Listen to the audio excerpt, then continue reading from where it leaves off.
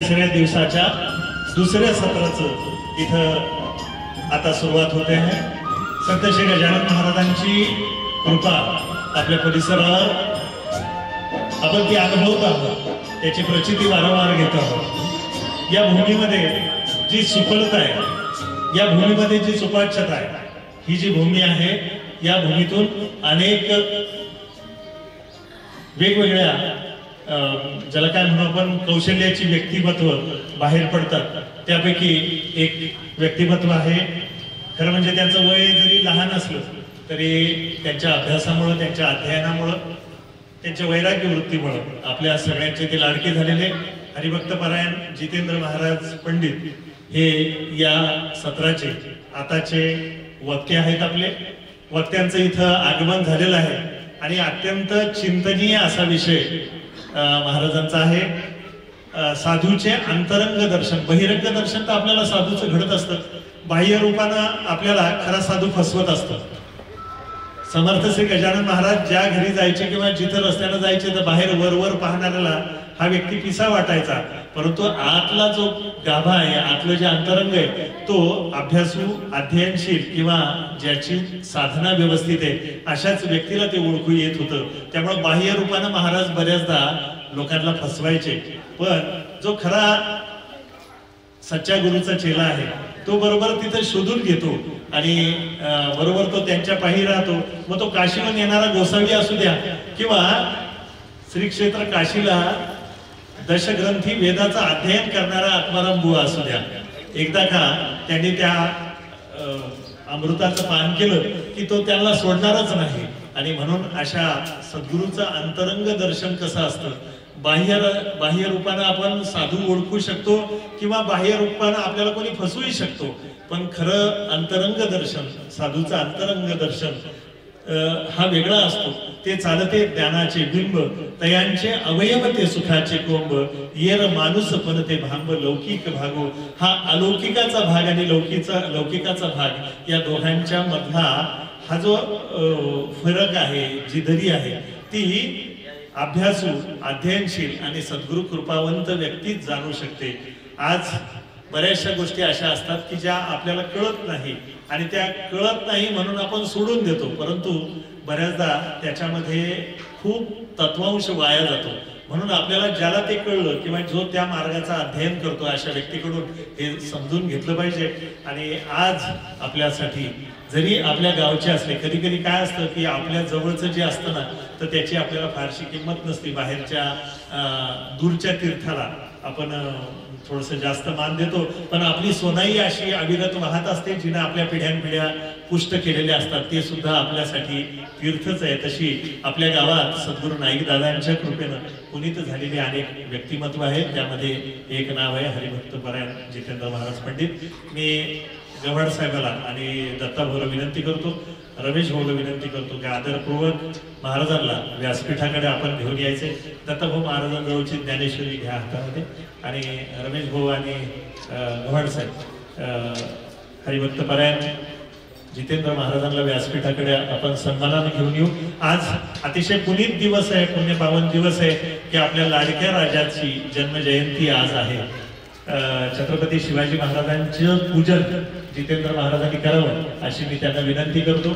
आपल्या सोबत संजय महाराज बरोबर मी संजय महाराजांना पण आमंत्रित करतो की महाराजांनी यावं आणि छत्रपती शिवरायांच्या पूजनामध्ये आपण सहभागी व्हावं। एवढी आनंदाची गोष्ट आहे की मुक्ताईनगरच्या गजानन महाराज मठाची काम महाराज पाहतात। महाराजांना आज आपल्याकडे महाराजांनी पाठवलं, त्यांच्या दुसऱ्या मंदिरामध्ये एकदा जोरदार टाळ्याने आपण संजय महाराजांचं पण आपल्या भूमीमध्ये स्वागत करू।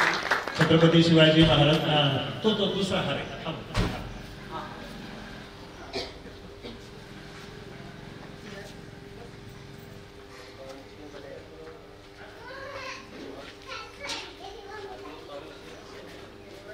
छत्रपती शिवाजी महाराज की जय।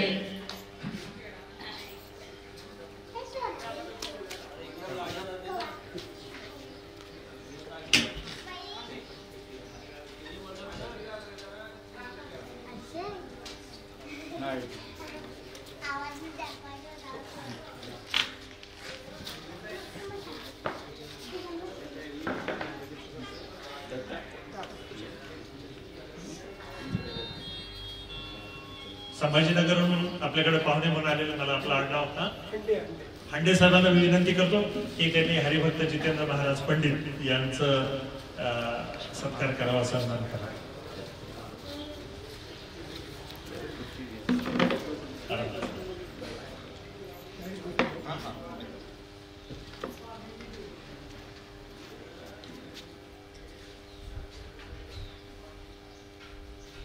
ती म्हणाल यांनाच का उठवलं, कारण देण्यासाठी जितेंद्र महाराजाजवळ भरपूर आहे आणि भरायसाठी हंड्याची गरज असतेच, त्यामुळे हंडे साहेबांना थोडा त्रास दिला.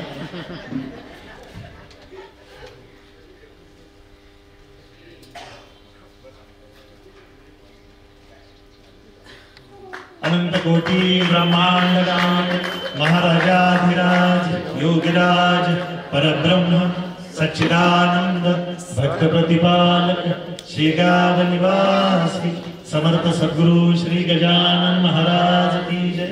चला तर मग जाऊया साधूच्या अंतरंग दर्शनाकडे. मी जितेंद्र महाराज पंडितांना विनंती करतो की त्यांनी आपल्या सेवेला आरंभ करावा. रामकृष्ण हरी विठ्ठल केशव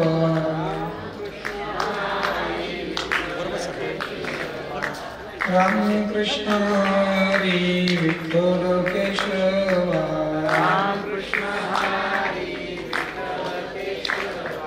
रामकृष्ण हरी विठ्ठल केशव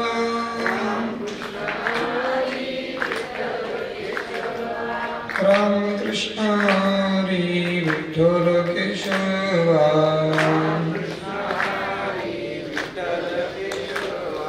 रामकृष्ण हरी विठ्ठल केशव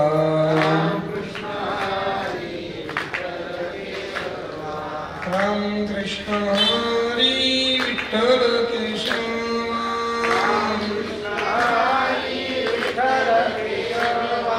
रामकृष्ण हरी विठ्ठल केशव रामकृष्ण हरी विठ्ठल केशव रामकृष्ण हरी विठ्ठल केशव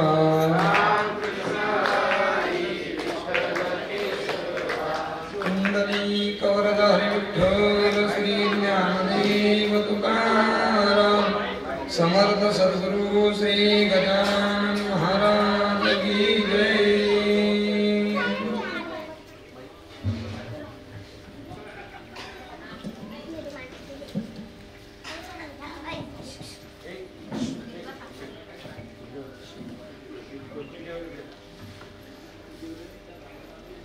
शास्त्रीय लपवी महत्व हरवी पिशेपण मिरवी आवडुनी अखिल कोट ब्रह्मांड नायक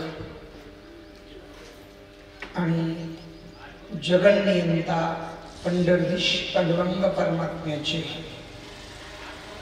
लळीवाड असणारी वारकरी भक्त समर्थ सद्गुरु श्री गजानन महाराज शेहेगावकर महाराजांच्या प्रगट दिन महोत्सवाच्या निमित्तानं आणि हो घातलेला हा त्रिदिनीय महोत्सव, या त्रिदिनीय महोत्सवामध्ये सद्गुरु महाराजांच्या चरित्राची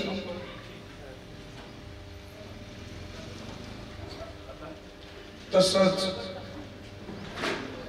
काही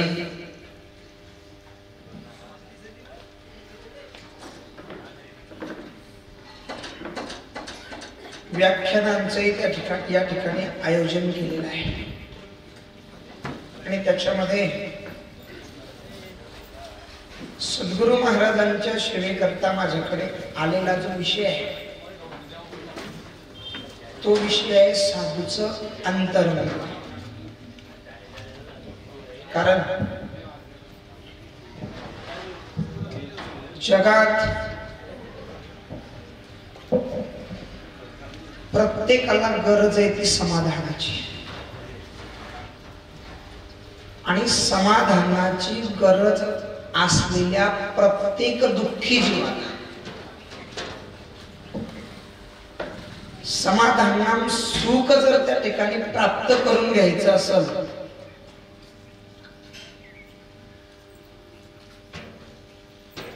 तर ज्याच्याकडे सुखाचा साठा आहे त्याच्या पायाशी गेल्याशिवाय सुख जीवाला मिळणार नाही आणि जीव समाधानी होणार नाही. तरीच हा जीव सुख पावे माझा बर्वे केशी राजा कळवावे. माझा जीव सुखी होईल, समाधानी होईल. पण केव्हा? ज्या वेळेस सुखरूप असलेल्या व्यक्तीची भेट होईल तेव्हा. मग जगाच्या पाठीवर दोन जीव सुखी आहे. एक म्हटलं म्हणजे भगवान परमात्मा सर्व सुखाचा आगर आहे. म्हणून ज्ञानोबराय म्हणतात सर्व सुखाचे आगर आणि बा परमात्मा देवी. भगवान परमात्मा सर्व सुखाचा आगर आहे आणि भगवान परमात्म्याच्या आश्रित असणारे जे संत आहे सुख वसे ह्याची ठाई पहो पायी संतांच्या. सर्व सुखे आजी येथेची ओळली आणि संतांची देखील चरण अंबुजे. तुकोबारे दोन्ही प्रमाणातून सांगतात की बाबांनो सर्व सुखाचं वस्तीस्थान जर असेल, भगवान परमात्मा हा सर्व सुखाचं वस्तीस्थान आहे. पण भगवान परमात्म्याच्या आश्रित असणारे जे संत आहे त्यांच्या सुद्धा चरणाशी सर्व सुख लोळण घेतात. मग माणसाला समाधानी होण्याकरता एक तर भगवान परमात्म्याची भक्ती करावी लागेल किंवा संत संगतीमध्ये जीवन व्यतीत करावं लागेल. कारण संत संगतीची आशा सामान्य जीवाला नाही. पूर्ण स्थितीला पोहोचलेल्या जगद्गुरु तुकोबारायांनी स्वतः भगवान परमात्म्याकडे त्या ठिकाणी प्रार्थना करावी, संत संगती देई चरण सेवा. का? जेणे तुझा विसर न पडावा हाची भाव माझी या जीवा. आणि पूर्वी देवा मनोरथ पूर्वी देवा भाव माझी या जीवा हाची. तुझा विसर जेणे न पडावा. आणि तेवढ्या करता त्या ठिकाणी गरज कोणाची आहे? तर संत सेवेची. मग संत सेवेमध्ये त्या ठिकाणी कोणती सेवा? तर संत संगतीमध्ये संत चरणाची सेवा. कशा करता? कारण सुख वसे ती टाईम बहु पायी संतांच्या. मग सुखी होण्याकरता जर जीवाला त्या ठिकाणी महाराज संताची गरज आहे बर का, तर ते संत सुद्धा त्या ठिकाणी त्या दशेचे असले पाहिजे.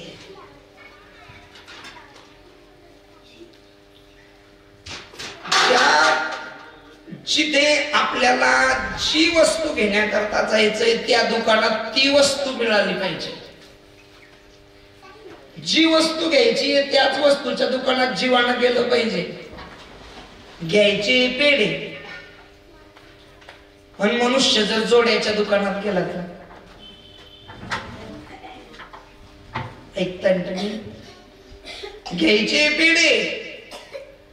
पेढे घेण्याकरता मनुष्यानं त्या ठिकाणी पेढ्याच्या हॉटेलातच जावं लागल. जोड्याच्या दुकानात जाऊन पेढे मिळणार नाही. तसं समाधान इच्छिणाऱ्या जीवानं संत संगतीनुसार आणखी एक लक्षात घ्या, सुख दोन ठिकाणी आहे.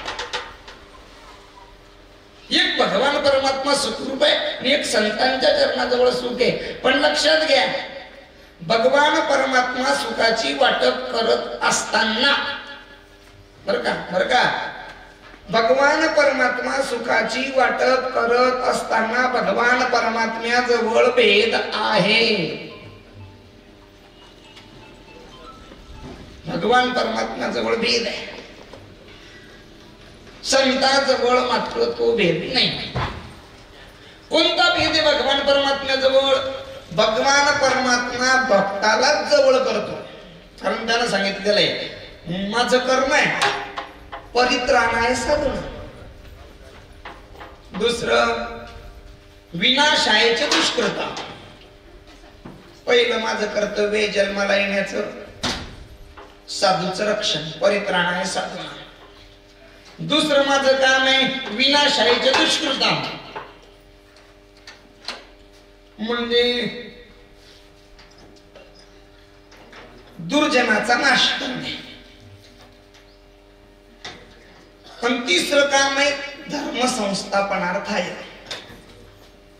म्हणजे धर्माची स्थापना. मग त्याचे दोन वरचे काम पहा, साधूचं रक्षण आणि दुष्टाचं निर्दळन. भगवान परमात्मा जर त्याचा भक्त असेल तर त्यालाच त्या ठिकाणी सुख देण्याकरता तत्पर आहे.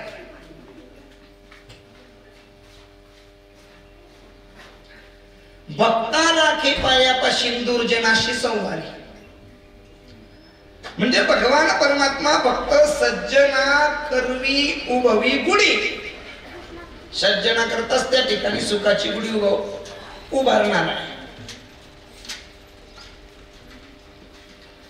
पण संत जर म्हटले तर संत सज्जनांना त्या ठिकाणी जवळ करतात, तितकंच दुर्जनांना सुद्धा त्या ठिकाणी जवळ करणारे आहे. न पाहे याती कुळाचा विचार भक्त करुणाकर ज्ञानाबाई. भगवान परमात्मा त्याच्या साधनेचा विचार करतो, तेव्हा त्याला जवळ करतो, तेव्हा त्याला सुखी करतो. पण संत खळातल्या खळाचाही खळपणा दुष्ट खळपणा निघून दुष्टपणा जाऊन जे खळांची व्यंकटी सांडो तया सत्कर्मी रती वाढो आणि भूता परस्परे पडो मैत्र जीवांचे. या ज्ञानानं खळाचा खळपणा घालवून त्या खळाला सुद्धा सुखी करण्याचा प्रयत्न जर करत असतील तर ते संत आहे. लक्षात घ्या, प्रत्येक जीवाला गरज संताची आहे. आणि संत दुसरे तिसरे कोणी नसून चालते ज्ञानाचे बिंब. पण प्रत्यक्ष ज्ञानवान असलेला भगवान परमात्मा संत रूपानं अवतीर्ण झालेला असतो, दुसरा तिसरा कोणी नाही. कारण देवते संत निमित्त त्या प्रतिमा फक्त दिसतात दोन, बाकी असतात एक. संताची सोपी व्याख्या सांगायची का? फक्त संताची सोपी व्याख्या लक्षात घ्या. फक्त दीन जनाचा उद्धार करण्याकरता प्रत्यक्ष अवतार शास्त्राचा आधार घेऊन अवताराला आलेला भगवंत म्हणजे संत. काय काय काय काय लक्षात आलं का तुमच्या? दीन जनाचा उद्धार करण्याकरता शास्त्र आधार घेऊन प्रत्यक्ष अवताराला आलेला भगवंत म्हणजे संत. फक्त एक धर्माची स्थापना करण्याकरता भगवंत अवताराला आला की तो त्या ठिकाणी शास्त्राचा आधार घेत असतो. घेऊन या चक्र गदा हाची धंदा करीत आणि भक्ता राखे पायापाशी दुर्जनाशी संवारी. हा झाला भगवान परमात्म्याचा अवतार. कोणता? भगवंत अवतार. पण संत अवतारात भगवान परमात्मा शास्त्र हातात घेतो आणि शास्त्रात मार्गाधारे वर्तावे, विश्व हे मोहिरे नावावे. आणि या ज्ञानानं त्या ठिकाणी पिटू भक्तीचा डांगोरा कळी काळाशी दरारा. या ज्ञान तो भगवंत संत रूपामध्ये वाढावया सुख भक्ती भाव धर्म कुळाचारी नाम विठोबाचे आणि एवढ्याच करता अवतार तुम्हा धराया कारण अनुद्धराया जन जडचिवा तो भगवान परमात्मा संत रूपानं अवतीर्ण झालेला असतो. पण मात्र महाराज ज्या वेळेस भगवंत संत रूपानं अवतीर्ण झालेला असतो त्यावेळेस त्याची छटा काही आगळी वेगळी असते. आणि लक्षात घ्या भगवंताची शरणागती त्या ठिकाणी आपण जरी पत्करली तरी भगवान परमात्म्याची डायरेक्ट भेट होऊ शकत नाही. जसं कोर्टामध्ये भांडण करणारे आपणच आहे. हातोनात भांडणातून आम्ही करून घेतो आणि करून घेतल्यानंतर त्या ठिकाणी जर कोर्टात आपली केस लागली, कोर्टात केस लागल्यानंतर आपण जातो आणि गेल्यानंतर काय करतो, कोर्टात 3 लोक असतात. 3 एक आरोपी दुसरा आरोपीला त्या ठिकाणी निकाल देणारा जज म्हणजे न्यायाधीश साहेब आणि तिसरा व्यक्ती असतो वकील. फक्त आरोपीनं वकिलाला जाऊन भेटायचं असतं, वकिलाला खरं काय असतं ते सांगायचं असतं. वकील त्यातून तो मार्ग काढत असतो आणि मार्ग शोधल्यानंतर मग मात्र वकिलातर्फे आरोपी न्यायाधीशासमोर जातो आणि गेल्यानंतर न्यायाधीशानं किती शिक्षा कशी देऊ द्या. आमचे गुरु महाराज सांगायचे असंच एका आरोप्याच्या हातून शेतामध्ये थोडस काहीच नाही, एक लिंबाची फांदी तोडली आणि फांदी तोडल्यामुळे दोघांमध्ये भांडणं झाले. रागाच्या भरात हातातली जी कुऱ्हाड होती डोक्यात टाकून दिली,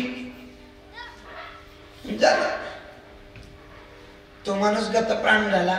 केस त्या ठिकाणी जरा कोर्टात गेल्यानंतर यानं खरं वकिलाला सांगितलं. वकिलाने सांगितलं चिंता करायची नाही, तुला सही सलामत सोडणं माझ्याकडे बस. राहिला आई शब्दावर ठाम राहिला, झालं. सर्व बाजूला त्या ठिकाणी त्याला फाशीची शिक्षा देण्यात आली. फाशीची शिक्षा झाली पहिल्या कोर्टात. वकील म्हणे तरी तुला सोडतो, चल म्हणे आपण आता दुसऱ्या कोर्टात त्या ठिकाणी दावा टाकायचा. दुसऱ्या कोर्टाने काय केलं, जसं पहिल्या कोर्टाचा निर्णय तसा त्या कोर्टाचा निर्णय उच्च न्यायालयात. तिथेही जो मागच्या 2 कोर्टाचा निर्णय तो निर्णय, वकील साहेब तुम्ही म्हणे सही सलामत सोडतो आणि आता तर 3ही कोर्टांनी त्या ठिकाणी फाशीची शिक्षा दिली, तुला सही सलामत सोडतो. वकील साहेबांना फक्त एक सांगितलं की वकील साहेबाचा एकच शब्द होता, तुला सही सलामत सोडतो.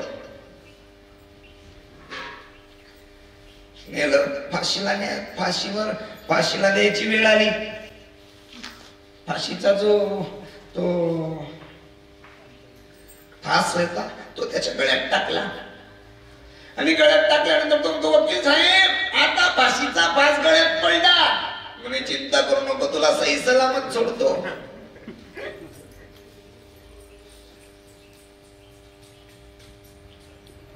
अहो आता मी मरणार, अरे तू चिंता करू नको, तुला सही सलामत सोडतो.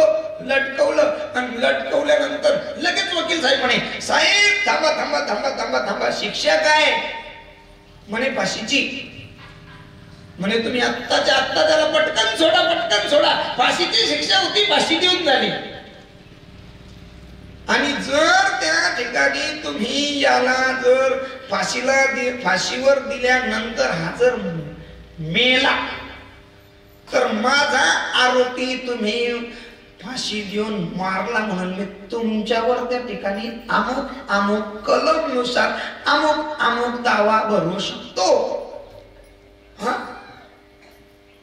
जज साहेबाच्या लक्षात आलं, सोडा सोडा सोडा सोडा सोडा सोडा सोडा. सांगायचं तात्पर्य काय, लगेच त्याला सोडला. आणि तो म्हणे काय साहेब तुम्ही, अरे म्हणे मी तुला सांगितलं होतं ना, तेव्हापासून कलम निघाली, पण ती मरेपर्यंत फाशीची शिक्षा.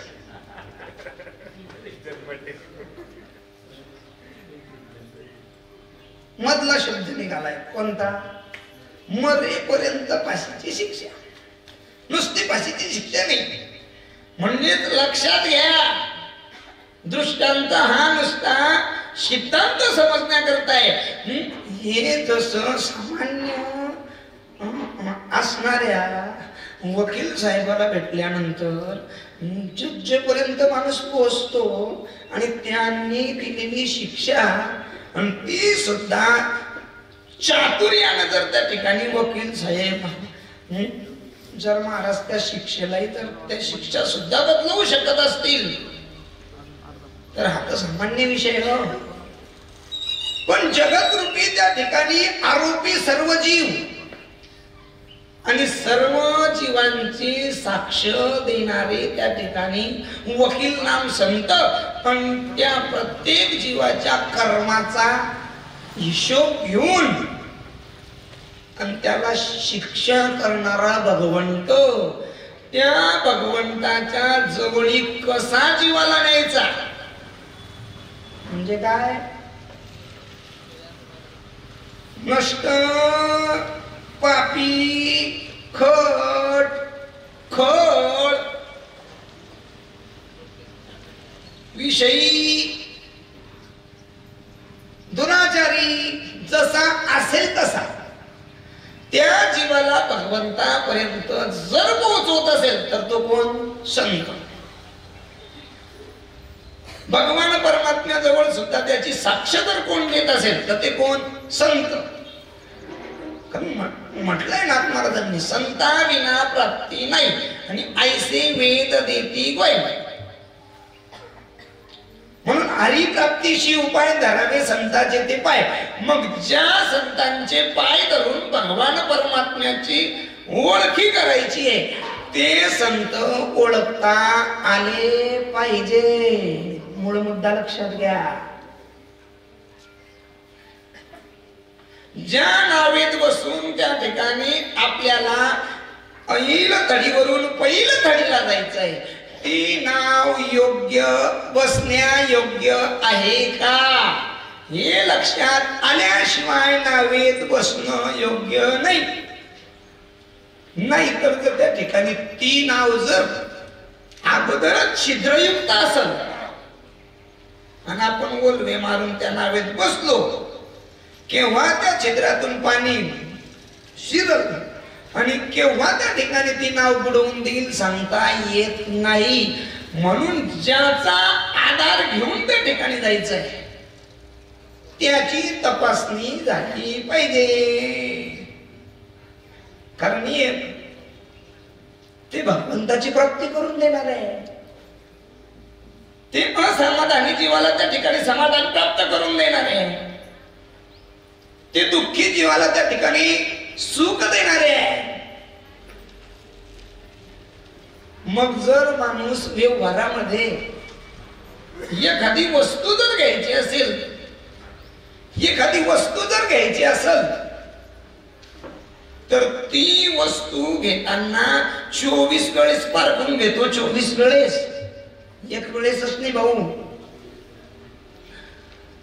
तस संत पालकता आले पाहिजे, तसे संत कळले पाहिजे. दगडातूनच निघतात दोन्ही. हिरा गारगोटी दगडातूनच आहे. हिऱ्याचाही जन्म दगडातूनच आहे, गारगोटीचाही जन्म दगडातूनच आहे. पण हिरा तो हिरा आणि गारा त्या गारा. हिरा ठेविता ऐरणी वाचे मारिता जो घणी, तोची मोल पावे खरा, तोची मोल पावे खरा. म्हणजे हिरा एवढा कठीण असतो, एवढा कठीण असतो खाली आयरनावर ठेवला आणि वरून जर त्या ठिकाणी घणानं मारला तर हिरा एक तर आयरनीत घुसतो किंवा घणात घुसतो, एवढं कठीण. अंगार गार म्हटलं की नुसतं थोडासा हातोडा मारा आणि तुम्ही गणच का हातोडा, लगेच त्या ठिकाणी गारीचं पीठ झाल्याशिवाय राहत नाही. गार ती गार आणि हिरा तो हिरा. तसे दोन्ही दिसती सारखी पण वर्म जाणे तो बारकी. संत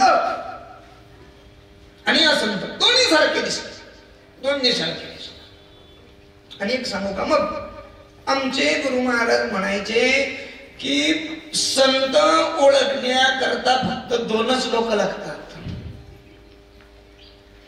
संताला ओळखण्याकरता एकतर पाहिजे संत किंवा भगवंत. काय काय संत ओळखण्याकरता एकतर लागतो संत किंवा लागतो भगवंत. कसं पहा, एक वेळेस तुकोबारायांकडे एक व्यक्ती आली आणि तुकोबारायांना विचारलं का, हो तुकोबाराय तुम्ही कोण आहे? तुकोबाराय म्हणे मी कोण? तुकोबारायांनी सांगितलं नवे तुका म्हणे दिसतो मी तैसा. तुम्हाला जे वाटतं ना मी तसं नाही आहे म्हणे. मग माझ्या बाबतीत मी कोण हे जर तुम्हाला त्या ठिकाणी पाहायचं असेल तर कोणाला विचारा म्हणे. पुसणे ते पुसा पांढरा, मी दिसतो तसा नाही. माझ्याबद्दल जर विचारणा करायची असेल तर ती त्या ठिकाणी विचारणा पांडुरंगाला करा. पुसणे ते पुसा पांडुरंगा म्हणजे तो संत ओळखण्याकरता लागतो तो भगवंत, पहिला मुद्दा. आणि दुसरा मुद्दा आहे संत ओळखण्याकरता लागतात ते संत.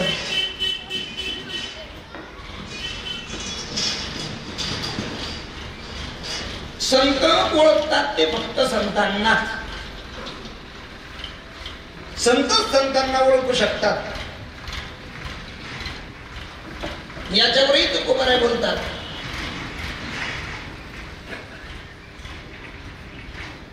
तुका म्हणे अंगी व्हावे ते आपण तरीच महिमान येईल कळू. संत ओळखू येण्याकरता संतत्व अंगी असावं लागतं.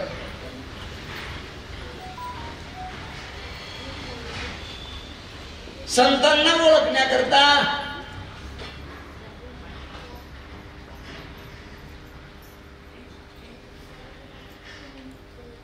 संताला संत ओळखू येतात. म्हणून आपल्या अंगी संत संगतीमध्ये संत चिन्ह त्या ठिकाणी बांधणे गरजेचे. आणि जेव्हा आपण संत चिन्हामध्ये वावरू तेव्हा आपल्याला संत ओळखता येतील. अन्यथा संत भगवान परमात्म्याच्या सहचारिणी नाम अर्धांगिनी. आपल्या भाषेत भगवान परमात्म्याच्या बायकोलाही संत ओळखता आले नाही. ऐकताय तुम्ही? कोणत्या अवतारात? भगवान परमात्म्याच्या राम अवतारात मैया सीता. आणि आला साधूच्या विषात रावण. आला रावण आला दारी कोणीतरी साधूने त्या ठिकाणी आलक जागवला. मैया लगेच त्या ठिकाणी काय असतील नसतील ती फळं घेऊन आल्या. आणि आल्यानंतर लक्ष्मण रेखेच्या बाहेर येण्याकरता रावणाने सांगितलं, आज जर या साधूला आपल्या कारण विन्मुख केली आणि तिने सुकृताची संपत्ती, आज जर साधू विन्मुख केले तर आपल्या त्या ठिकाणी पुण्याची संपत्तीचा ह्रास होईल. शेवट त्या ठिकाणी बाहेर आल्यानंतर त्या ठिकाणी साधूला दिली भिक्षा. आता तो साधू होता का? साधूच्या वेशातला कोण होता? रावण होता. फजिता झाली की नाही? देवाच्या पत्नीला त्या ठिकाणी साधू ओळखता आला नाही. चला आणखी देवाचं नित्य दास्यत्व करणाऱ्या हनुमंतरायांची फसगत झाली होती रामायणात. हनुमंत दास्यत्व निकट हनुमंते पै केले आणि म्हणून देखील रामचरण. पण मारुतीरायांना पटकन लक्ष्मणाला शक्ती लागली. अरे मारुती मारुती द्रोणागिरीवर त्या ठिकाणी संजीवनी बुटी आहे आणि तिथं त्या ठिकाणी वैद्यराजांकडे नाहीये, सुशेनीकडे. म्हणजे मग ती आणण्याकरता कोणीतरी गेलं पाहिजे आणि एवढं सामर्थ्य फक्त तुझ्यात आहे बुवा मारुती. केलं उड्डाण पण जसे गेल्यानंतर तिथे कालनेमी नावाचा दैत्य, सांगितलं होतं सकाळपर्यंत ती आली पाहिजे.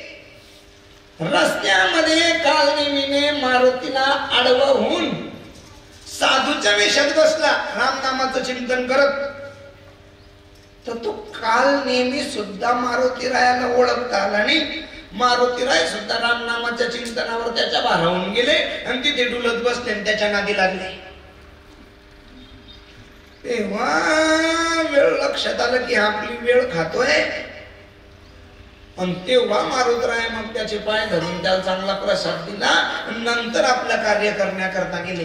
म्हणजे भगवान परमात्म्याची शरणागती नित्य पत्करलेल्या संताला सुद्धा एखाद्या वेळेस साधूचा वेशधारी व्यक्ती जरा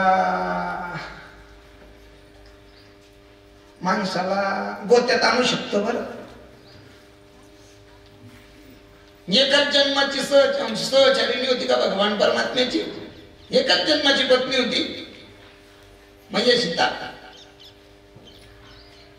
एकदा समुद्र मंथनातून निघाली भगवान परमात्म्याला वरलं. तेव्हापासून भगवान परमात्म्यानं जे जे अवतार धारण केले त्या त्या अवतारामध्ये त्या माऊलीनं अवतार धारण करून भगवान परमात्म्याशी लग्न केलंच. बर का? बर का? प्रत्येक अवतारात भगवान परमात्म्याची ती पत्नी. मग भगवान परमात्म्याजवळ येणारे एवढे संत महंत साधू, मग तिला तर साधू ओळखता यायला पाहिजे होता की नाही? मग तुम्हा आम्हाला त्या ठिकाणी साधू ओळखता येईल का? मनानं नाही.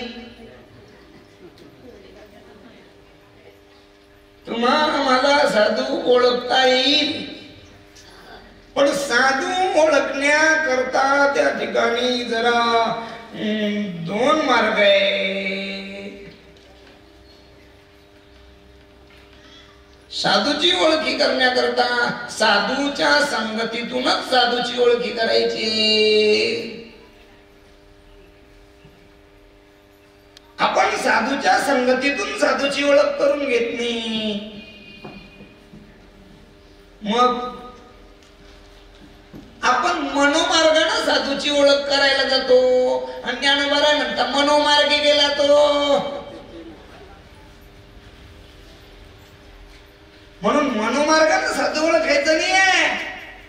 म्हणजे मग साधूच्या संगतीत राहून साधू ओळखायचं आहे.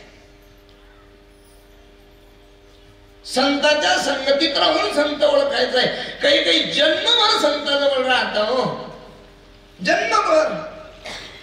पण तरी सुद्धा जन्मभर पूर्ण दशेला पोहोचलेल्या संताजवळ राहून सुद्धा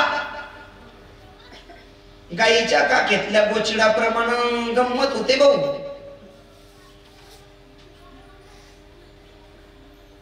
पाय पाहतो ज्ञानोबा सांगतात पवित्र आणि गोड पाशी त्वचेच्या पदरात परिदेव मेरुनी गोचिड अशुद्ध शिवते गाईच्या काशीला चिटकलेला गोचिड. त्याच काही नाही, फक्त काय का आपल्या कातडीचा पदर येतो आणि त्या कातडीच्या पदराच्या बाहेर गोचिड असतो आणि आत दूध असतं. हे पहा, वासरू दूध पिऊन जात, मालक दूध ओढून घेतो, त्याचे लेकरं दूध पितात, ते खातात. नाही काही काही तर मुस्लिम बादलीत धुवून घरी खातात आणि डेअरीला नेतात. अहो गाव दूध खात, पण काशीला चिटकलेल्या गोचिडाला ऐकताय तुम्ही, त्या दुधाचा पत्ता मात्र माहित नसतो. म्हणजे संत संगतीत राहूनही संत लक्षात येतील यात शंका आहे. आपण ज्या संतांच्या सोबत सहवासात आहे ते संतच असतील यातही शंका आहे. मला जो विषय दिलाय ना तो विषय समोरच्यांच्या डोक्यात आनंद येण्याकरता, म्हणजे त्याच्यात प्रवेश करण्याकरताच 1.5 तास लागेल.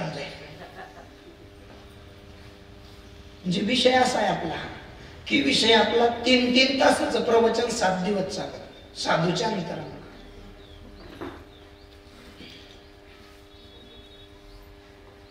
आपला विषय तर फक्त चालू आहे काय की साधू ओळखणं जीवाला गरजेचं आहे.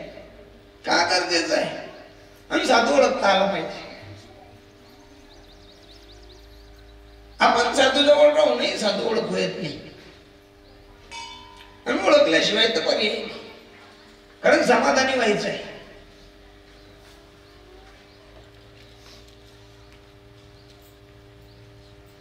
समाधानी होण्याकरता साधूची ओळख होणं गरजेचं आहे.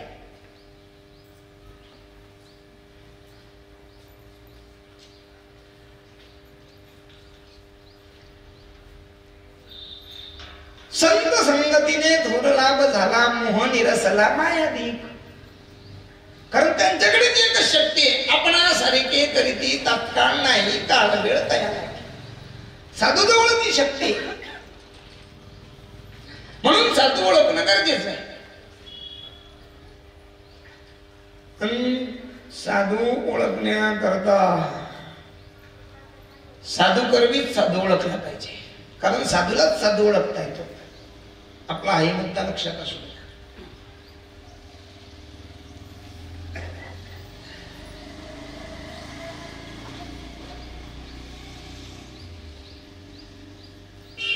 आणि एकदा का धरतीच्या हाती संत कृपावंत की मग पाळी पंढरीनाथ लळा त्यांचा.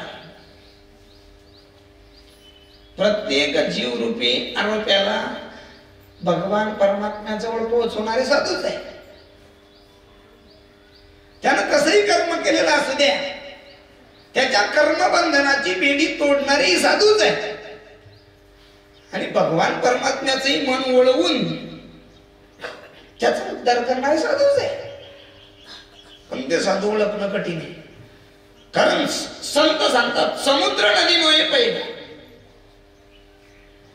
पाषाण म्हणून लिंगा, आणि संत नव्हती जगा माणसाच्या सारखे. अनेक नद्या मिळून समुद्र झाला, म्हणून समुद्राला नदी म्हणसाल का? अनेक नद्या मिळून समुद्र झाला म्हणून समुद्राला नदी म्हटलं जाईल का? समुद्र नदी नाही, समुद्र समुद्र आहे. मग समुद्र नाला आहे का? नालाही नाही. समुद्र नद आहे का? नदही नाही. नद नदी नाला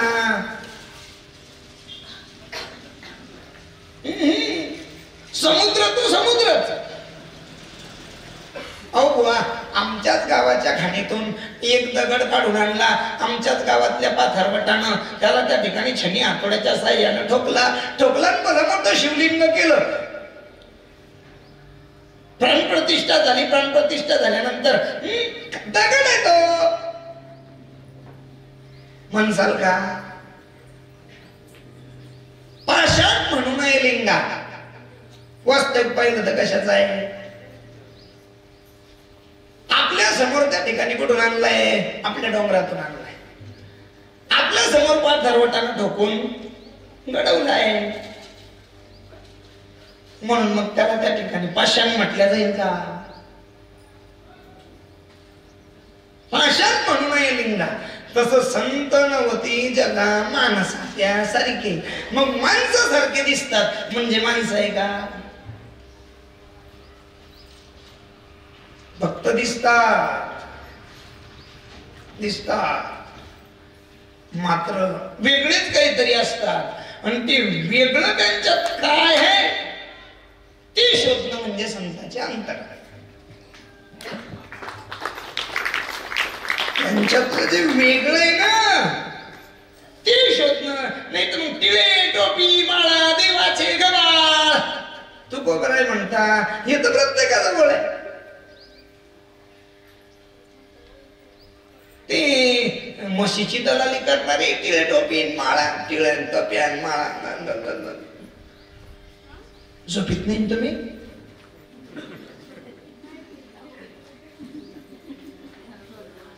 बाजारात जाऊन पाठवले म्हशीच्या असं वाटतं की बुवा आपल्यासारख्या माळकरी बसतात चांगल्या जोड्या पिदाड्याच्या घरी आणि पडे बैल माळकऱ्याच्या घरी आणतात. कोणाच्या नादी लागून फक्त 2-4 गळ्यातल्या माळान डोक्याचा गण पाहिला त्या रुमाला खाली पोट मोजणाऱ्याचा की आपल्याला वाटतं की चांगलाच वारकरी दिसतो असा म्हणतो बापा बापा बापा बापा बापा महाराज आणि तुम्ही आले म्हणजे टिळे टोपी माळा देवाचं आज कोणी त्या ठिकाणी सोडून घेऊ शकतो रावणासारखं. पण संतांचे अंतरंग आपल्या बुद्धीनं सांगता येणार नाही. ते संतांनाच विचारावे लागतील. ज्ञानोबाराय म्हणतात बाबांनो ते जे संत आहे तरी कोणीही विषयाचे साम्य होणे नरुचे संभावितपणाचे ओझे जया. ते जे संत आहे ना अमानित्व पदावर असतात. कोणत्याच बाबतीत कोणाचीही बरोबरी करणं त्यांना आवडतच नाही. हे त्यांचं पहिलं लक्षण माऊली ज्ञानोबारायने सांगितलं. आणि मोठेपणाचं ओझ घेणं त्यांना अजिबात आवडत नाही. आपल्या आपल्या महिमेत वावरणारा संत. आता शिष्यानं 2-3 माळा टाकू द्या म्हणजे गळ्यात फुलाच्या आणि पोतभर फुलं डोक्यावर टाकू द्या की त्या शिष्यासारखा कोणीच नाही. नित्य गुरु महाराज त्या शिष्याला चिटकून असतात. कोणाला 2-3 माळा टाकणाऱ्याला. ज्ञानोबाराय काय सांगतात संभावितपणाचे ओझे दया. मोठेपणाचं ओझे म्हणे कोणाला अंतरंगाच्या असलेल्या साधूला पूर्ण दशेच्या पोहोचलेल्या साधूला येते. ज्ञानोबारायांनी सांगावं अतिले निगुण वाणिता मान्यपणे मानिता योग्य तेथे येता रूप सांगा.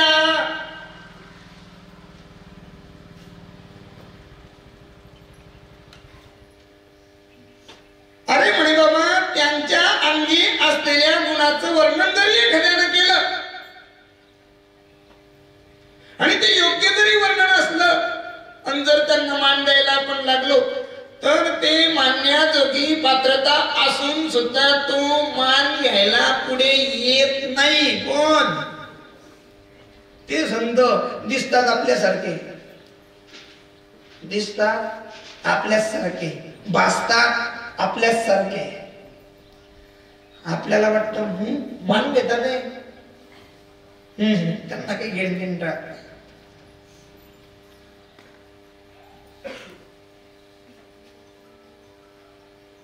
तुल्यनिंदस्तुतिर्मौनिर संतुष्ट येन केनचित अनिकेत स्थिरमतीर. भक्तिमान ने प्रिय होणारा त्यांना चांगलं माहित असतं की भगवान परमात्म्याला प्रिय जर व्हायचं असेल तर तुझे माझे आणि तुझे सांडी परते टाकी ओझे.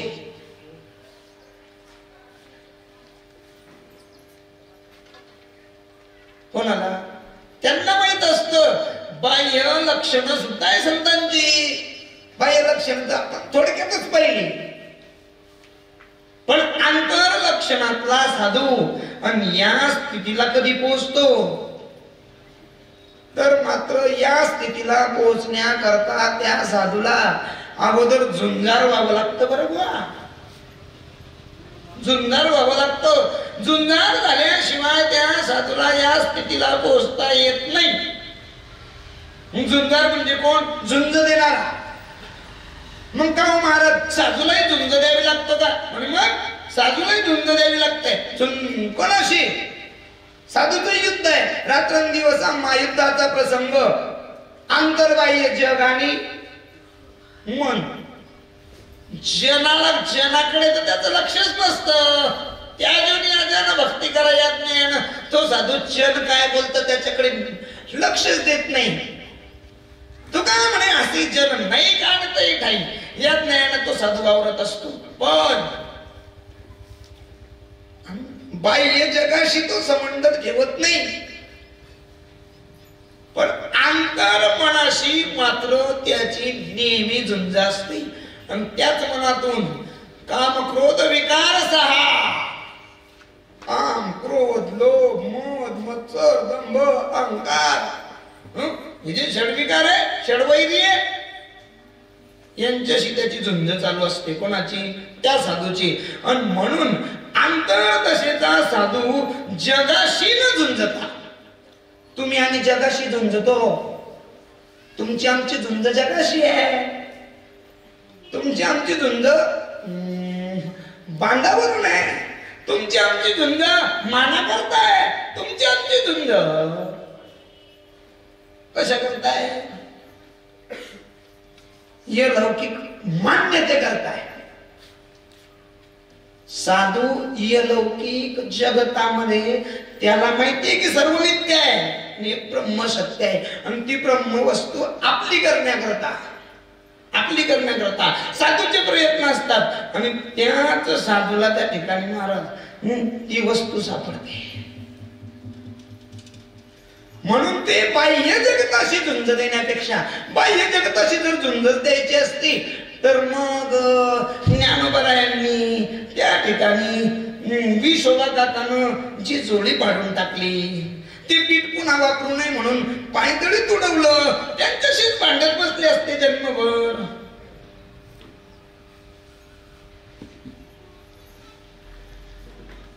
बाह्य जगताशी जर झुंज द्यायची म्हटली तर त्या पाटलाच्या पोरांनी मारुतीच्या पारावर उसानं मारलं, त्यांच्याशी झुंज देत बसले असते.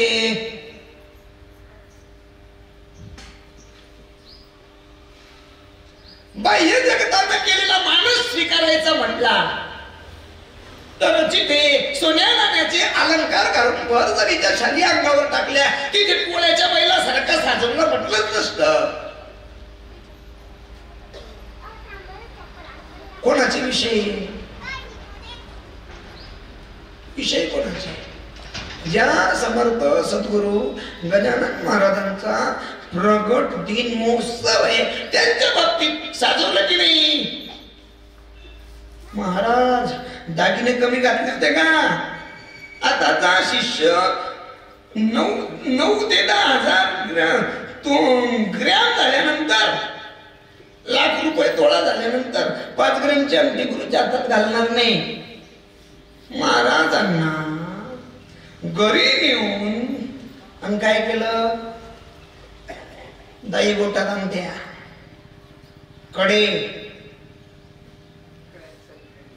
गळ्यात गळसरी, मोठे मोठे सोन्याच्या माळा.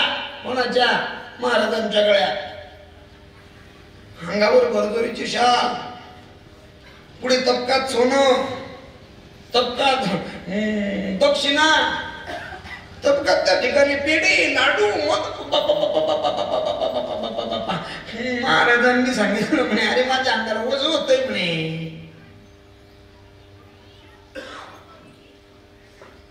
संभावितपणाचे ओझे जाय. कोणत्या पदावर बोलतोय आपण? संभावितपणाचे ओझे जया. म्हणजे मोठेपणाचं ओझं असतं साधूला. अरे काय पोळ्याच्या बैलासारखा साजवला, उतरव उतरव उतरव म्हणून त्या ठिकाणी पट पट पट पट अंगावरच फेकून देणारे. पण म्हणूनच त्या ठिकाणी महाराज ते देवा परम पूज्य जगे.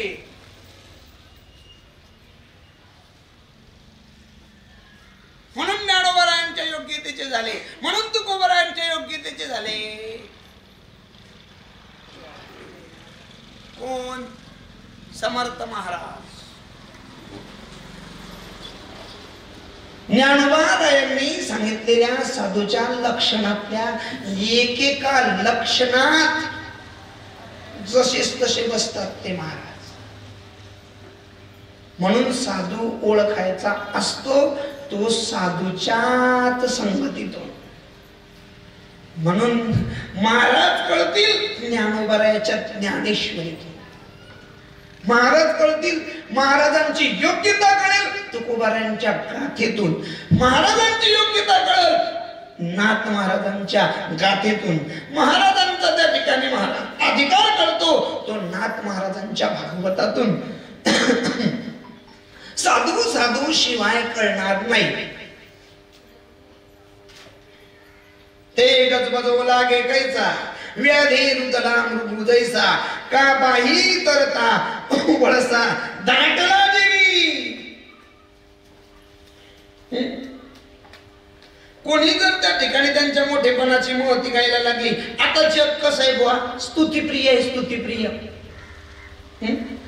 कोणी कोणाची जर त्या ठिकाणी स्तुती केली,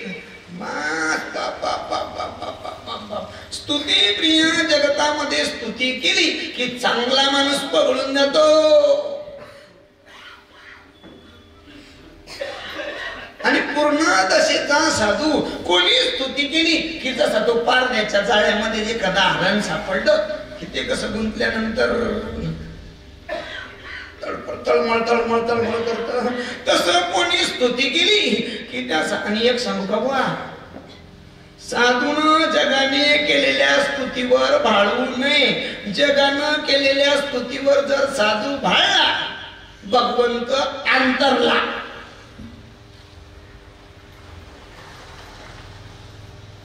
आणि जगानं केलेल्या निंदेतही एवढं दुःख मानून घेऊ नये की त्यानं आपल्या साधनेत अंतर पडल. जगाला सवय ती. अरे पक्वांना बरोबर मीठ खायची सवय आहे जगाला.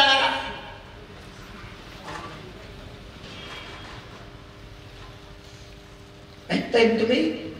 पक्वांना बरोबर मीठ खाणारं जग आहे. तर स्तुती निंदा करणं हा जगाचा स्वभाव आहे. पण जगानं केलेल्या स्तुती निंदेला न पाळणं हा साधूचा स्वभाव आहे. म्हणून ज्ञानोबराय म्हणतात साधू सामान्य नसतो, संत. अरे ते चौकडून पारध्याने त्या ठिकाणी जसं जाळ्यामध्ये धरलेला हरण घाबर होत, तसा साधू त्या ठिकाणी एकदम लोकांनी केलेल्या स्तुतीच्या भोवऱ्यात सापडल्यानंतर तोही काला बुला होतो. तो म्हणतो की कुठे. आणि म्हणूनच त्या जोनिया जन भक्ती करा या न्यायानं तो वर्तत असतो. आणि म्हणूनच तुका म्हणे आम्हा एकांताचा वास ब्रह्मी ब्रह्मरज शिव सदा या ज्ञानानं तो वावरत असतो. कोण? खरा साधू. काय ज्ञानोबराय वर्णन करतात. पार्था देणे पाडी सन्माने जो सापडे गरीबे ते अंगीकडे येवोच नेदी. अर्जुना,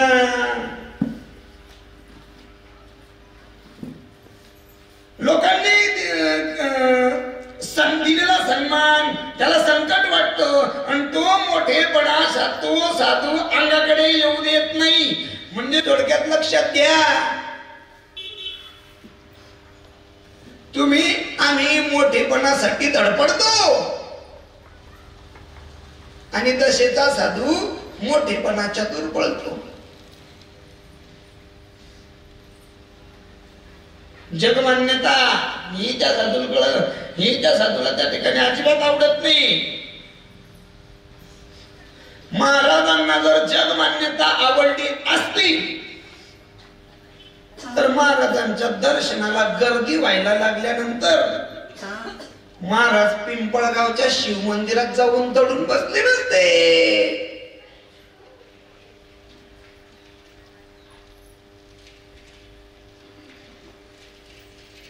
ऐकताय तुम्ही? महाराज कुठे गेले? पिंपळगावच्या शिव मंदिरात. कशा करता? मोठा सावकार आहे बापा, सावकाराच्या घरी मोठे मोठे लोक येतात. आल्यानंतर त्या ठिकाणी पेढे बर्फ्या दक्षिणा घेऊन येतात, दर्शन करतात. आपणासारखे गर्दी तात्काळ येतो तुझ्या घरी म्हणे. मग आम्हाला जशी त्या ठिकाणी आम्हाला ज्याची अपेक्षा नाही त्या बाबतीत तुला निरपेक्ष व्हावं लागल. म्हणजे आमच्या अंगावर एका काही म्हणे नाही, तसं तुला फक्त अंगावरच ठेवावं लागल. कळला पाहिजे साधू, कळलं पाहिजे साधू. आमच्या अंगावर काही नाही, तुला फक्त लोकलज्जस्तव अंगावरच ठेवावं लागल. तेवढ्या शब्दातून कळलं. लुटविले घर विप्राटी. तेव्हा शिव मंदिरातला एकांतातला साधू लोकांतात आला.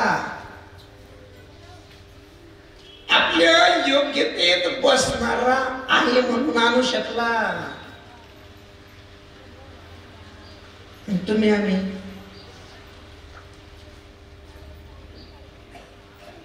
हाच फरक आहे. ते चिन्ह जोपर्यंत आपल्याला कळत नाही तोपर्यंत साधू ओळखता येत नाही. नाही तर मग आहे ती स्थिती कोणती? टाकेतल्या गोचराची ती स्थिती आहे. कोणती? का कमल कंदानी दर्दुरी नांदनो एकीची घरी परिपराग शिविजे भ्रमरी हिराची कलाचे उरे. कुठे तू बेंडूक? चिखलातच आहे. कुठे ते कमळ? चिखलातच आहे. पण त्या कमळावर दुरून भुंगा येतो आणि तो त्या ठिकाणी मकरंद सेवन करून पुन्हा हळवा. त्याला असं वाटतं आपण जर बसलो फुलावर तर त्याचा मकरंद कोंबून जाऊ नये, मुडून जाऊ नये म्हणून हळूवार बसतो तो. आणि तो भुंगा सहज मकरंद सेवन करून जातो. आणि जवळचा बिंडूक तसाच गारात उडवत बसतो.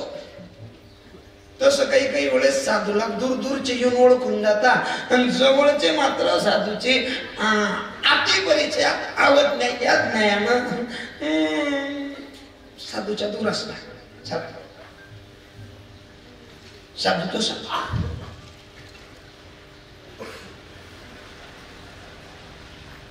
काय वर्णन करा, काय वर्णन ज्ञानोबराय करता. एक सत्काराची काही गोटी काही आदरा देईन बेटी मरणेशीसाठी नमस्कारिता.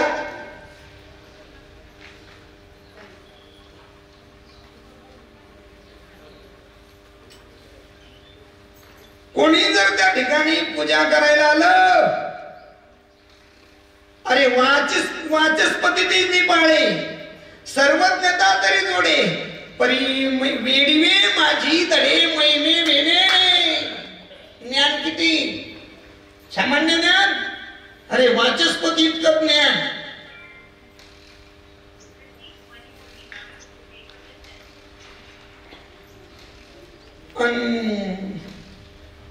कसे राहतात चातुर्यलत्वी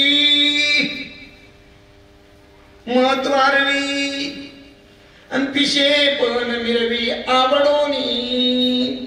किती ज्ञान होत गोविंद टाकळीकरांचा कीर्तनात. बोलण्याच्या भरात कीर्तनात होत एखाद्या वेळेस होत एखादा श्लोक प्रमाण इकडे तिकडे होत. पण गोविंद कथेकरांचा हंस गीतेतला श्रीमद भागवताच्या 11 स्कंदातला श्लोक थोडा इकडे तिकडे व्हा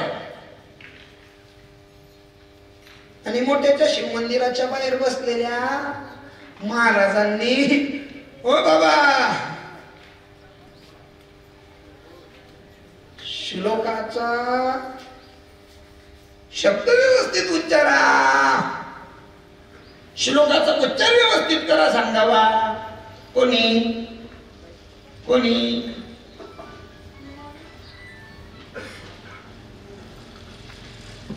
परी वेडवे माझी दडे मैने भेणे. किती गोविंद टाकलीकरांचा श्लोक. आणि एक सांगू का, एक विषय मांडण्याकरता किती ग्रंथ शोधावे लागतात हे विषय मांडणाऱ्याला माहिती बरं. एक विषय मांडण्याकरता किती ग्रंथाचा आधार शोधावा लागतो हा विषय मांडणाऱ्याला माहित. पण ग्रंथाचा आधार शोधून विषय मांडणाऱ्याला कधी ग्रंथ उघडून न पाहिलेल्या, कारण ते चालतं बोलतं ज्ञानाचं बिंब आहे. त्यांचे सर्व अवयवे सुखाचे कोंब आहे. त्यांचे मी 60 शब्द सुखे म्हणून येतील. त्यांना पोते उघडायची गरज नाही, ग्रंथ काढायची गरज नाही. पूर्ण स्थितीला पोहोचलेल्यामुळे त्या महात्म्याचा प्रत्येक शब्द हा वेदाची श्रुती आहे.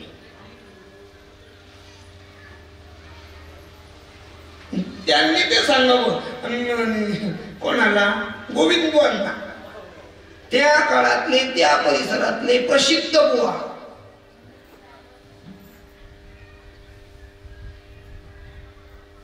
पण परी वेडी वेळ माझी दळे महिने भेणे. पण त्या साधून प्रगट होताना कसं व्हाव? पातुरकरांच्या घरच्या शांतीत मागायला गेले असते, दारावर तर 2 पानं भरून दिले असते. किती? 2 पानं भरून दिले असते. पण जात्रेला पी महत्व आहे, पिशे पण मिरवी आवडून, पिशे पण मिरवी आवडून गेले. आणि गेल्यानंतर सरळ त्या ठिकाणी माघ शुद्ध सप्तमी दिनी प्रगटला योगी महान. आणि प्रगट झाल्यानंतर तिथे काय उष्ट्या पत्रावळ्या. आणि असं आहे बरं, अन्नाचा कण पण साधूचा क्षण वाया जाता कामा नाही. ज्यानं अन्नाचा कण वाया घालवला त्याला एक दिवशी उपाशी राहावं लागतं. आणि ज्यानं साधू संगतीत राहून क्षण वाया घालवला त्याला एक दिवशी पश्चाताप येतो की मी राहिलो पण काहीच करू शकलो नाही. म्हणून संत संगतीत राहिलेल्या जीवानं क्षण वाया घालवला.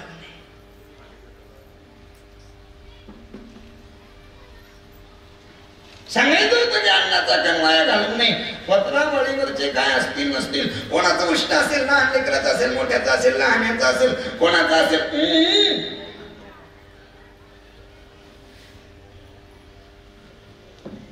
काय असेल नसेल ते पटपट पटपट पटपट पटपट वेचून खाल्लं. आणि मग पाण्याची वेळ आली. पाण्याची वेळ आली तर पाणी तर त्या ठिकाणी चांगलं वाळायुक्त पाणी दिलं असतं. त्या काळी काही असं जारचं पाणी नव्हतं, फिल्टरचं पाणी नव्हतं. त्या काळी एवढे चोचले नव्हते. त्या काळी जर पाणी फिल्टर करायचं म्हटलं तर वाळायुक्त. मला असं वाटलं वाळायुक्त पाणी म्हणजे काही विशेष असेल बुवा. तुम्हाला माहिती का वाळायुक्त पाणी? नाही. वाळायुक्त पाणी म्हणजे गवताची गुंडी करून पाण्यात टाकलेले पाणी. म्हणजे गवताची गुंडी पाण्यात टाकली की त्या पाण्यातलं सर्व जे काही क्षार असतील ते त्या गवताच्या गुंडीला चिटकून जातात आणि पाणी शुद्ध होतं. म्हणजे पूर्वीचं फिल्टर होतं ते गवताची गुंडी, जे गवताची चुंबळ. पण नाव काय? वाळायुक्त पाणी. ऐकल्यानंतर अहो पाशी भाकरीचा काला. आपण नाव काय? मनोहर.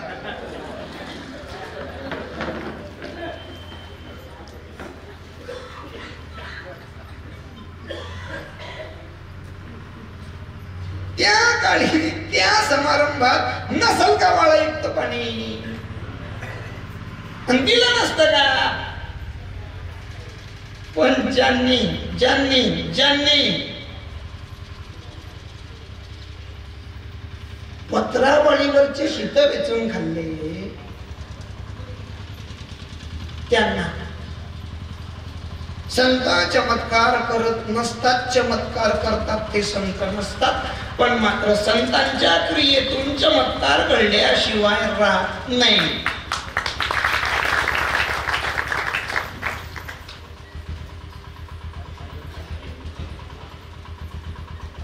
आले आणा पाणी, पाठवलं ओढ्यावर. अहो म्हणे त्या ओढ्यात पाणी नसेल, गुरांनी पिला असेल. जा, थोडस पाणी होतं, तांबे 2 तांब्या आणि बुडवला तुंबा. एकदम त्या ठिकाणी एकदम स्वच्छ पाणी, नुसता तुंबा बुडवताच भरून आलं. आणि मग त्या ठिकाणी कळलं महत्व. त्याच्यातून भगवत कृपेनं झालेल्या भगवत कृपेनं झालेल्या चमत्कारातून महत्व कळलं. संताचं महत्व संत कधीच त्या ठिकाणी प्रगट करत नाही, पण भगवंत मात्र संताला कधीच मागे राहू देत नाही. फक्त पूर्ण दशेचा पाहिजे. त्याच याने घ्यावे नाम, पण तिसी करणे त्याचे काम. महिमेतल्या संताने फक्त काय करायचं? नामचिंतन करायचं. महिमेतल्या संताने काय करायचं? शंख चक्राचे शृंगार, हातीबळ वैराग्याचे थोर, केला मार षडवर्गा. या ज्ञान काम क्रोध लोभ मद मत्सर दंभ अहंकार यांच्यावर त्या ठिकाणी या कलियुगामध्ये एक आहे, एकच शस्त्र आहे. अवघ्या वाटा झाल्याशील कलीनं घडती साधन. मग या कलियुगामध्ये संतांनी एकच शस्त्र कलियुगामध्ये एकाच शस्त्राचं अवलंबन केलं. पण त्या कली पापाची ही मूर्ती नाम खड्ग घेऊन होती. इथपर्यंत जर त्या ठिकाणी संत पोहोचले असतील, कोणती साधनं महाराजांच्या जीवनात होती? काहीच नाही. फक्त 52 वर्णा परोता, म्हणजे 52 मूळ अक्षरातल्या 52 अक्षराच्या वेगळा एकही मंत्र नाही. मग त्याच्यातलेच फक्त काही अक्षर जोडून घेतले होते. गण गण गणात होते.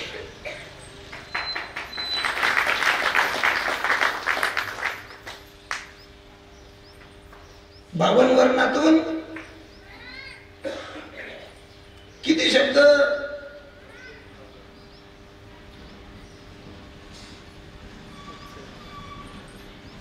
4 शब्द घेतले. गण त बो, गण त ब, गण त आणि ब. गण गण गणात बोलते. घरी गेल्यानंतर विचार करा, याच्या व्यतिरिक्त 5वा शब्दच नाही त्या मंत्रात. पण त्या मंत्राच्या जोरावर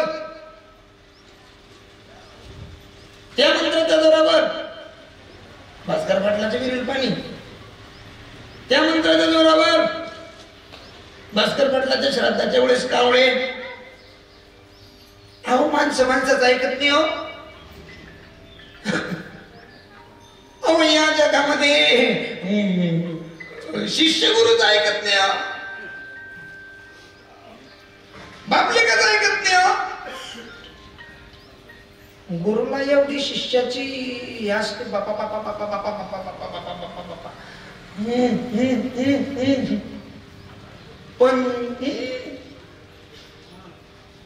शिष्य सुद्धा गुरुची मर्यादा करतो कधी कधी.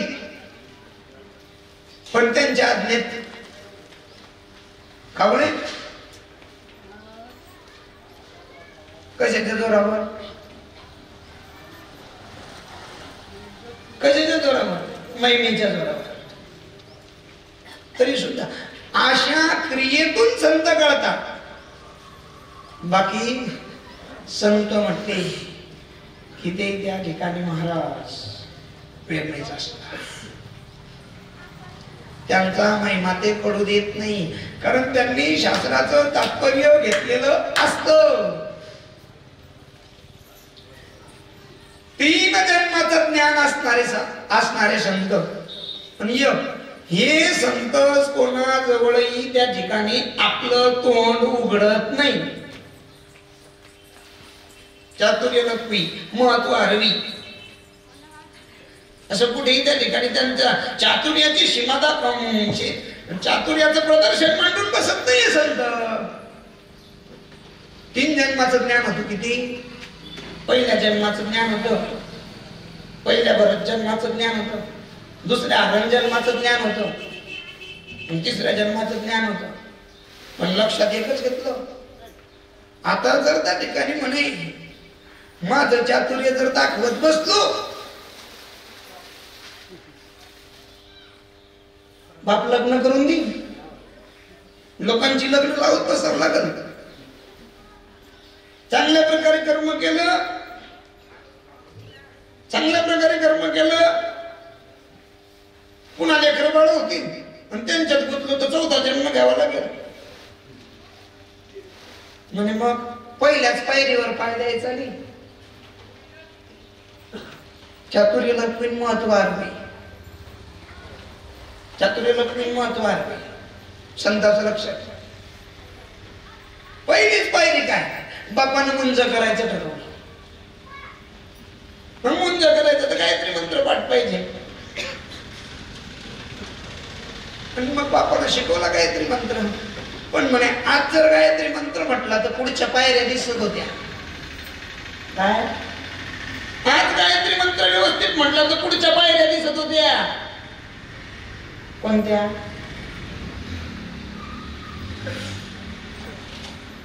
मुंज झाली की वेदाध्ययन होईल, लगेच लोकांची कर्म करावी लागतील. कर्म चांगले केले तर लग्न करून देतील. 2-4 चिल्ले पिल्ले झाले, आपल्या भाषेत सांगू 2-4 पुत्र मांजर झाले, त्यांना सांभाळता सांभाळता पुन्हा मग मरावं लागलं, जन्माला यावं लागेल. आपण म्हणतो व्यवहारात का हो त्या दिदीला काही नाही, माझं पत्रही नाही, मांजरही नाही.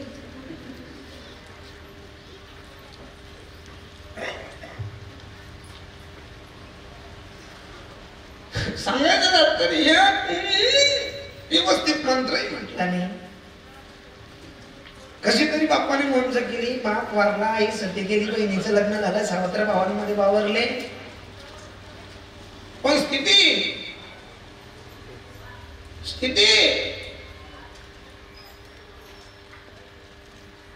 जगदंबेला बळी देण्याकरता नेलं, देवीलाही सहन झालं नाही.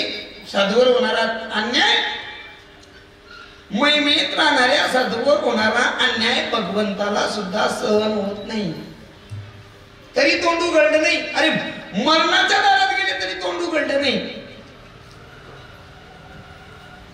सुटले तिथून नाही. रावगणाच्या बालकीचा खांदा दिला तरी तोंड उघडलं नाही, आणि रावगण म्हणे शिक्षा कराल.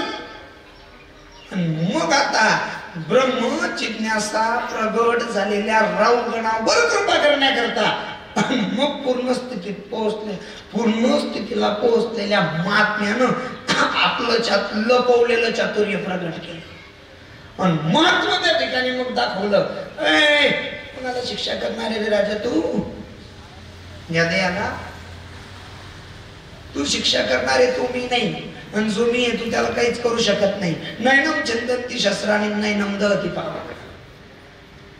जो मी आहे तो शस्त्राने कापला जात नाही, अग्नी जळत नाही, आणि शिक्षा कोणाला करणारे तू?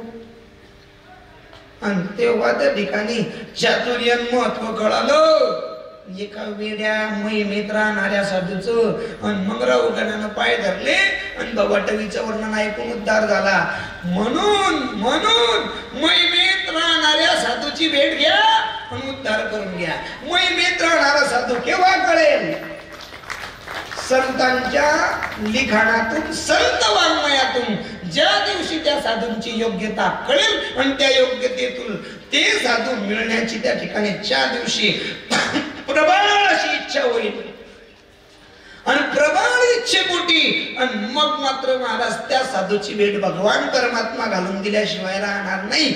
आणि ज्या दिवशी त्या साधूची भेट होईल त्या दिवशी तुमचा आमचा उद्धार झाल्याशिवाय राहणार नाही. उद्धार होणं म्हणजेच त्या ठिकाणी असमाधानी जीव समाधानी झाल्याशिवाय राहणार नाही. आणि एकदा का जीव समाधानी झाला की जीव सुखरूप झाल्याशिवाय राहणार नाही. आणि प्रत्येक जीवाला सुखरूप व्हायचं आहे. कर्मप्रधान संस्कृतीमध्ये या मृत्यू लोकात कर्मप्रधान संस्कृतीत आणि प्रत्येक जीव दुःखी आहे. दुःखी जीव सुखाचा शोध घेतोय, सुखाची अपेक्षा करतोय. आणि त्या सुखाच्या अपेक्षेसाठी गरज आहे संताची. आणि ते संत पाहिजे दशेचे, वेशाचे. मग दशा काय तर ती संताची दशा आपल्या वेळेमध्ये आपण बघण्याचा प्रयत्न केला. आपले जवळजवळ 1.5 तास संपले आणि शहाण्या गारोड्यानं आपला वेळ संपला की खेळ आटपता घ्यावा. कारण पुढेही नव्हतं करणे. या ज्ञानानं साधू कसा असतो तर चातुर्य लपवी, महत्व भारवी आणि पिशेपण मिरवी आवडणी. इथे आम्ही एक तुमच्यातलेच आहे, तुमचेच लेकर आहे. पण लेकरांना त्या ठिकाणी बोललं पाहिजे अशी आईची इच्छा असते. आणि लेकरांना बोललं पाहिजे ही प्रबळ इच्छा आईची असल्यामुळे लेकरू भाकरीला काकर म्हणतं, आईचं अंतकरण फुलतं. या ज्ञानानं त्या ठिकाणी आम्ही भाकरीला काकर म्हणणारे आहे. पण तरी सुद्धा आपलं लेकरू आज काहीतरी बोलकं झालं म्हणून आई संतोषते. या ज्ञानानं तुम्ही सर्व मातृवर्ग, पितृवर्ग आणि त्या ठिकाणी महाराज आम्हाला पदरात घेताय. समस्त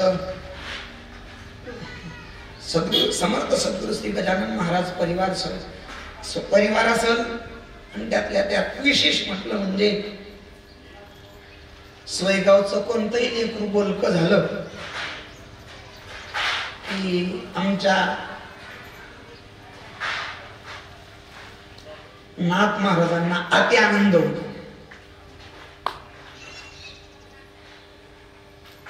मला दादांच्या घरी गेलो की नाथवाड्याचा अनुभव होतो. नाथवाडा फक्त नाथचरित्रात वाचला, नाथवाडा फक्त थोरा मोठ्यांच्या कीर्तनात ऐकला. पण नाथवाडा अनुभवायला मला पैठण क्षेत्रात जावं लागलं नाही. मला नाथवाडा अनुभवायला महाराष्ट्रभर फिरावं लागलं नाही. संत वाङ्मयातून जो नाथवाडा ऐकला, संत मुखातून जो नाथवाडा ऐकला, तो नाथवाडा अनुभवायला आला तो आपल्याच गावात दादाच्या घरी.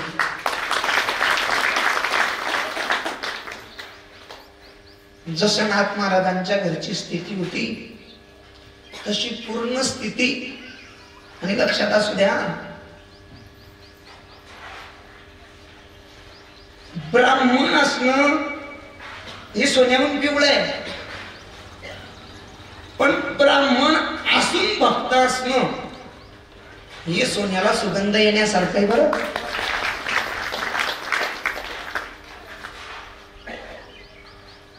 काय पुन्हा बोलू, नुसतं ब्राह्मण असणं हे सुवर्णासारखं आहे. पण ब्राह्मण असून जर भक्त असणं हे सोन्याला सुगंध येण्यासारखं आहे. आणि ती जे दशा आहे ती आमच्या दादांची आहे. म्हणून दादांची प्रबळ अशी इच्छा होती की बाळा तू यावं आणि समर्थ सद्गुरु महाराजांची सेवा करावी. तशी ती इच्छा सर्व मंडळाचीच होती.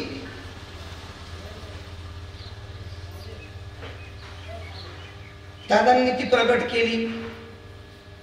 म्हणून तुम्हा माय बापांच्या श्री करता दुरोणी आलो मी का, दुरून आलो, सेवा झाली. आता पुन्हा घरी जायचं का नाही जायचं हे या मनात नाही आलं. जसं आलो तसा गाडी लावली, गुरुवर्य महाराजांचं दर्शन घेतलं, समर्थ सद्गुरू महाराजांचं दर्शन घेतलं आणि तुमच्या समोर बसलो.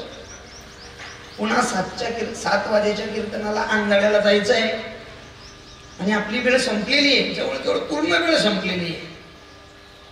आपल्याला वेळ दिलेली होती 3 ते 4:30. 3:30 ला प्रवचन सुरू झालं, आता वाजले 5. म्हणजेच आपला 1.5 तास संपला. आता सर्वांच्या चरणारविंदी नतमस्तक होतो, सर्वांची रजा घेतो आणि वाणीला पूर्णविराम देतो. पुंडलिक वरदा हरी विठ्ठल श्री ज्ञानदेव समर्थ सद्गुरु श्री गजानन महाराज की.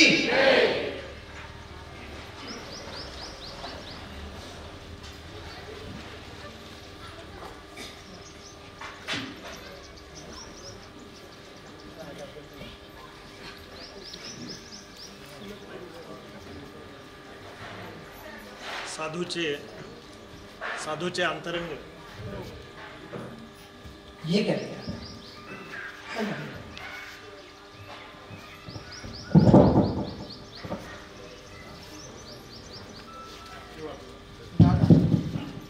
साधूचे अंतरंग हा अत्यंत असा सखोल विषय, पण खेळकर पद्धतीने हरिभक्तपरायण जितेंद्र महाराज पंडित यांनी आपल्या समोर विशद केला. चिंतन, एखादा चिंतनीय विषय आणि त्या चिंतनाचं चिंतन ज्यावेळेस अंतःकरणात होऊ लागतं त्यावेळेस लक्षात येतं की आजूबाजूला कुठेतरी साधूचे पडसाद आहे आणि नक्कीच आपल्या भूमीवर ते आहेत. हरिभक्तपरायण सद्गुरू नाईक दादांच्या रूपानं, सद्गुरू बाळकृष्ण महाराजांच्या रूपानं, सद्गुरू महादूबाबाच्या रूपानं अनेक साधू संत आपल्या परिसरामध्ये होऊन गेले. तिकडं पलीकडं पिंपळगाव हरेश्वरला पण गोविंद महाराजांच्या रूपानं ही सगळी साधुत्वाची लक्षणं आपल्या आजूबाजूला आहे. आपल्याला फार लांब जायची गरज नाही, आपल्या अवतीभोवतीच त्यांनी सगळा परिसर आपला पिंजून ठेवलेला. पुन्हा त्या साधुत्वाला वंदन करतो.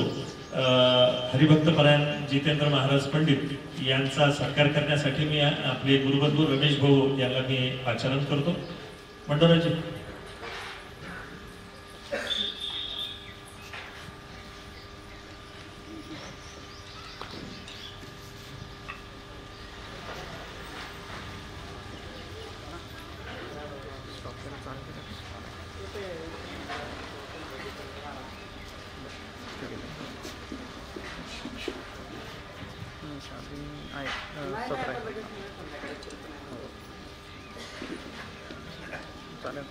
लावली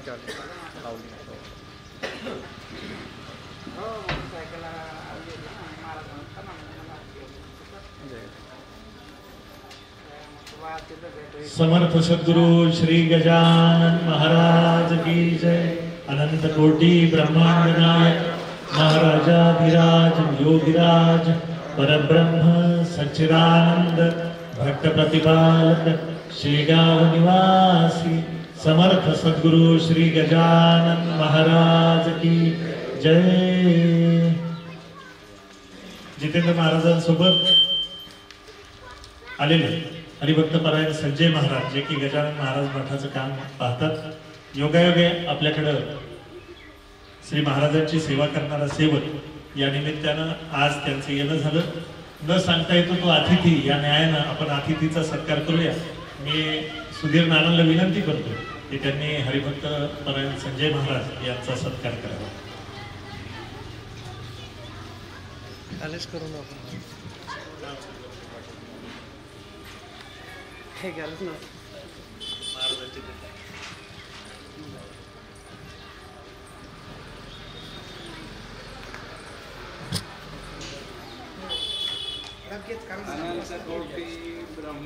महाराजांची सद्गुरु श्री गजानन महाराज की जय.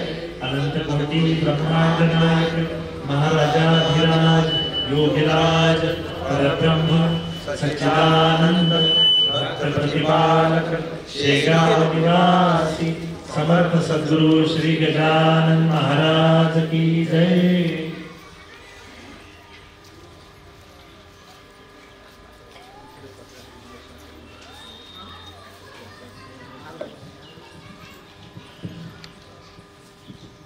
हे पहा, आता लगेच या ठिकाणी आपल्याच गावचे आणि सर्वांचे लाडके असणारे मी आत्ताच दादांचा परिचय दिला की ज्यांच्या घरी गेल्यानंतर शांती